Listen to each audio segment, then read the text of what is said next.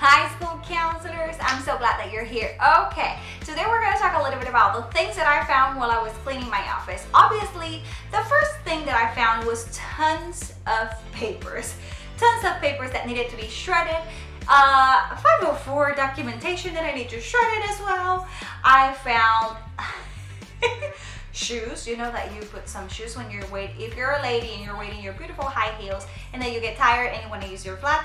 I found like 4 pairs of shoes. That's not good. Also I found candy, old snacks, binders. How many binders I found? Have you realized how our society is changing? I feel like I do not need those binders no more. Everything is online. Google Forms, Google Sheets. Most of the things that I have to shred it because I do not need it no more. I found toys that I want to give away.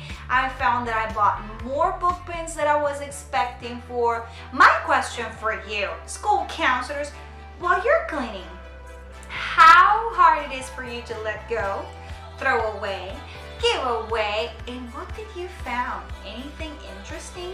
Even I found like puppets, extra puppets that the puppets that I bought for the kids. I found extra supplies. I found even some manuals from like a training that I did for emergency procedures and 911. Just start giving away, and while you give away, bless your office. It's the end of the school year. Declutter, clean, and prepare for abundance and blessings in your life. I would love to know what you're finding as you clean up your office, interesting things that you may find that you didn't know you have, like 3 mouses for your computer. How many mouses do you need?